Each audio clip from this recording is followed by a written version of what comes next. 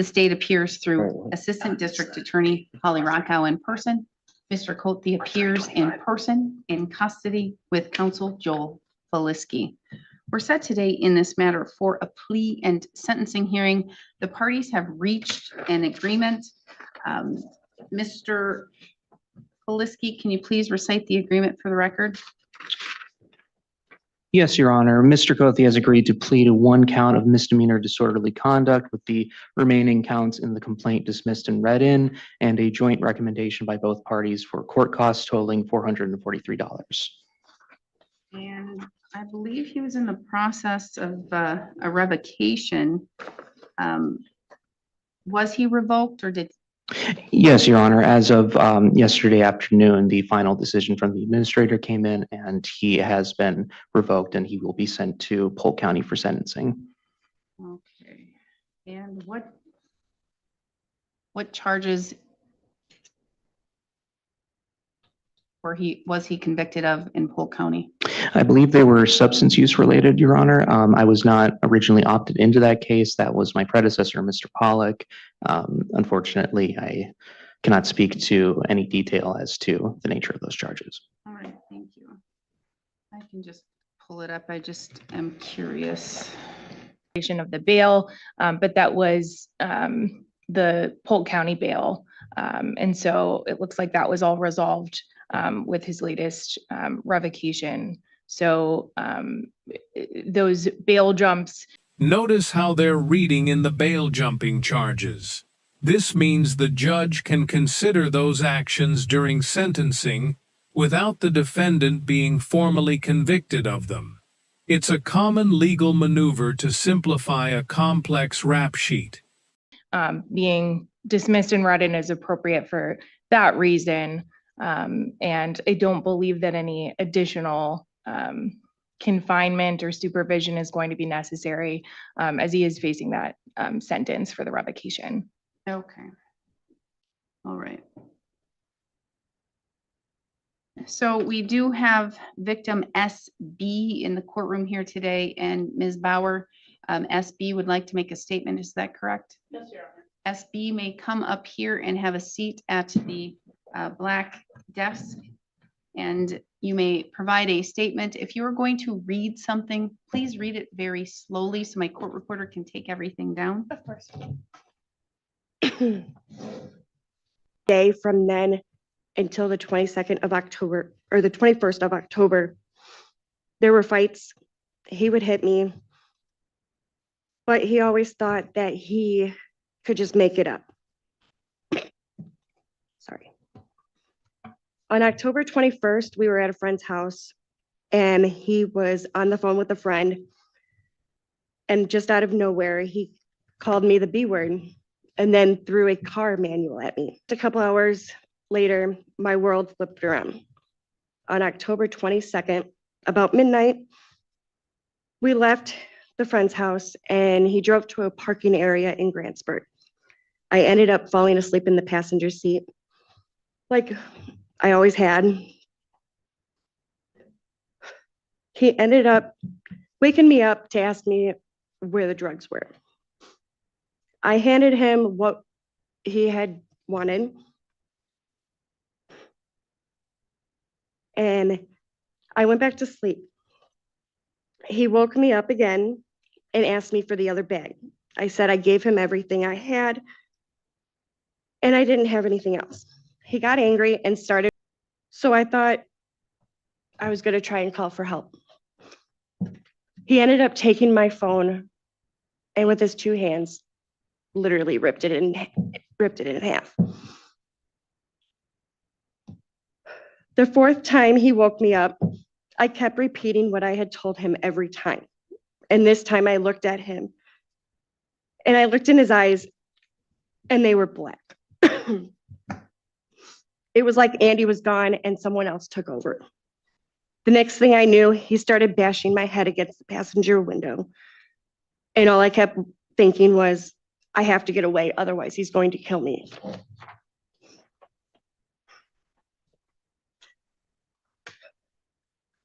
So I had. This detail about her survival strategy is chilling. In domestic violence situations, victims often have to carefully manage the abuser's emotions just to reach a point of safety. It's a psychological survival tactic that prosecutors sometimes overlook when writing basic complaints. Got him calmed down enough to where he would drive to Dollar General where the van was parked. We were going to move it, but we decided he didn't want to because he was getting tired. He let me drive the car, and I knew that was the only way I was going to get out. I drove the car to the Frederick Trailer Park where I knew I would be safe. I parked in the front entrance and stopped. He woke up and started yelling, "Your Honor, this is so painful for me. I have anxiety and panic attacks now every day. I am actually on nightmare medicine. I don't know the name of it. But I have nightmares every night, every time I sleep, of what he did to me.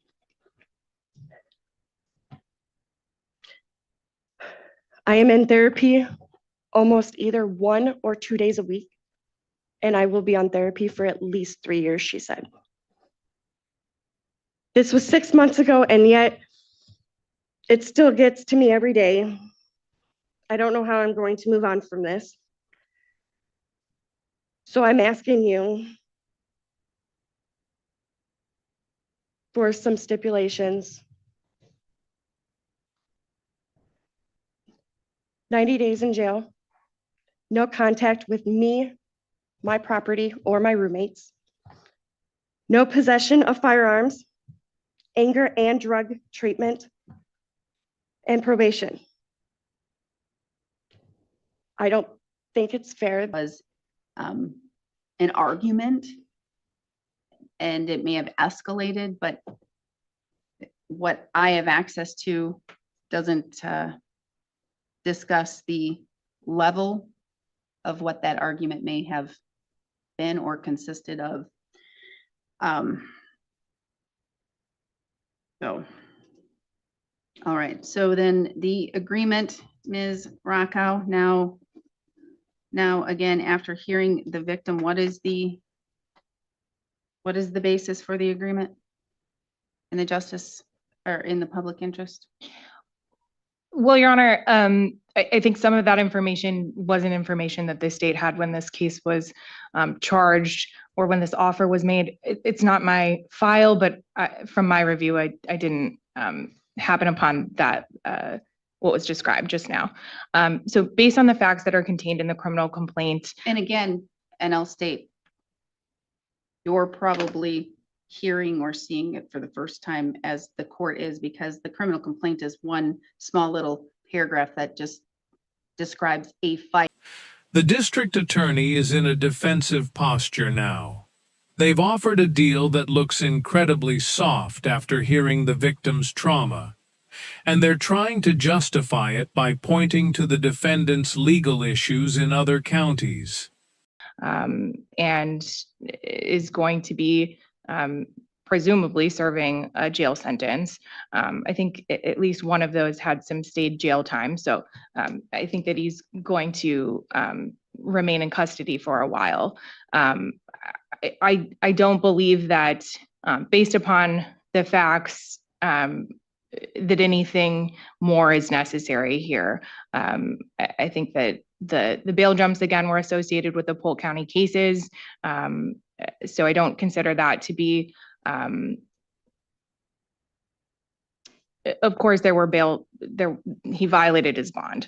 But I think that the focus here in Burnett County should be the disorderly conducts. And I don't think that any jail or probation is appropriate. I do think that costs only is sufficient to protect the community. And he is being revoked, and I'm taking judicial notice of 24 CF 15, 24 CF 224, and 24 CF 310 Polk County matters, in which he has now been revoked on those matters and will go face sentencing in Polk County.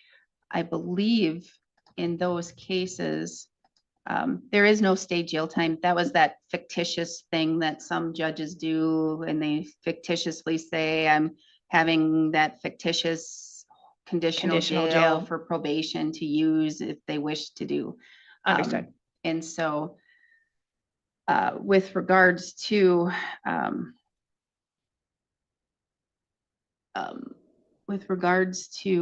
the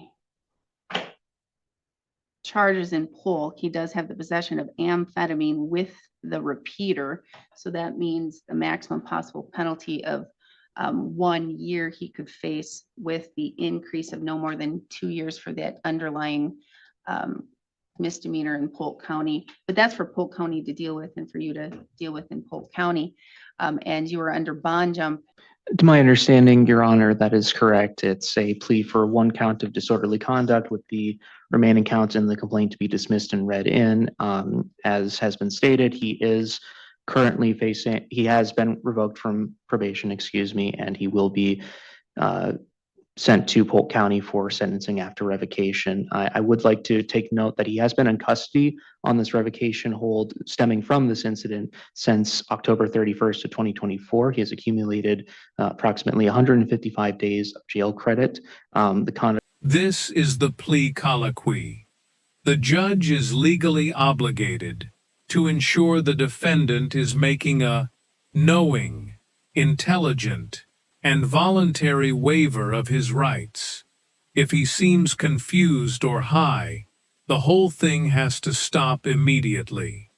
It has again prompted revocation here. In the maximum sentence for a charge of disorderly conduct has been vastly exceeded. It's he's set for close to double the amount of time he would for the maximum sentence on this. The public, I believe, has been sufficiently protected. He will continue to reside in custody, awaiting sentencing after revocation. I believe he will be returning to active supervision for his Polk County charges as well.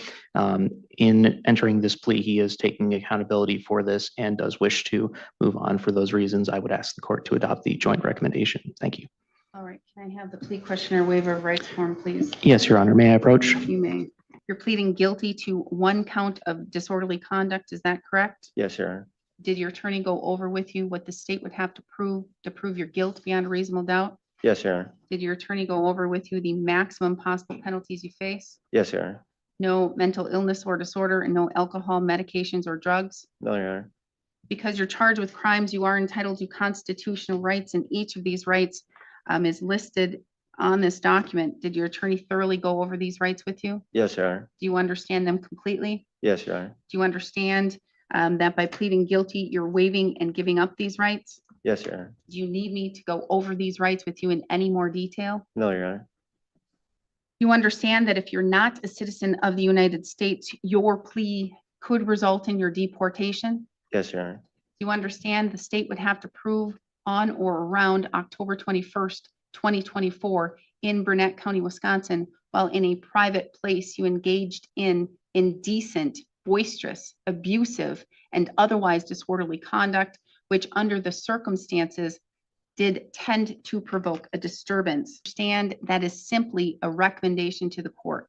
Yes, Your Honor. Said differently, that means I'm not bound to follow that, and I could sentence you all the way up to the maximum possible penalty, and I could do that here today if I thought it was necessary and warranted. Do you understand that? Yes, Your Honor. Do you still wish to proceed and enter a guilty plea? Yes, Your Honor. Did you go over the criminal complaint with your attorney? Yes, Your Honor. And again, that's that document that basically says what happened that day and why you were charged with the crime. And albeit it is very short and it doesn't have a lot of facts and it doesn't have as many statements or factual assertions as the victim did state here today, but as it's stated in the probable cause section of that criminal complaint, for the most part, are those facts accurate? Yes, Your Honor. Did you get into an argument and into a fight with SB? I don't believe so. You don't think you did? I just know that when she dropped me off, she was yelling stuff at me when I drove off. So what did you do? I just drove off. You didn't do anything? Oh, You didn't provoke a disturbance? no. Good, we're going to trial. Thanks. We'll set this matter for a trial. The judge is done being patient. By denying the facts, the defendant just lost a costs-only deal and is now headed for a trial where he faces actual jail time. It's a classic example of a defendant talking themselves into a much worse situation. Custody for a while, since you are revoked on your Polk County matters. But we don't have a problem getting you back here for a trial. We have a really great lieutenant who runs our jail very well. And we have the ability to do transport. So let's get this matter set, and let's get it set for sometime soon. And we have the victim here, so we can make sure that we have a date that works for the victim as well. How about June 24th? It is on the Assistance Week, but June 24th sounds like a good day to have a trial. How does that work for you, Mr. Feliski? I'm available that day, Your Honor. Excellent. So we'll have a trial on June 24th. That'll be a trial because, again, if you didn't do anything that day, that's what your assertion is here, Mr. Colte. The state has to prove it beyond a reasonable doubt that you engaged in any type of conduct that would be disorderly, and whether or not you were on a bond in Polk, and you will be able to have your attorney state your, or actually have it'll be the state trying to prove the case, and your attorney will be able to defend defend you and your claims at this matter. But on May 29th, that'll be the last day, the drop dead date for any agreement that'll be reached. And quite honestly, to me, the court does not find a disorderly conduct with costs only, especially hearing the statement from the victim to be in the public interest. So let's do May 29th, Mr. Feliski, May 29th. Well, you said that this is going to be a Schmidt, even though it's on that. So let's do May 19th, drop dead date. May 19th, can you do 10:45? Yes, Your Honor. All right, May 19th at 10:45, we're going to have our drop dead date for any agreement that can be reached in this matter. Otherwise, we will go to trial. We don't have to worry about lab. We have confirmation that victim will be able to be present in here for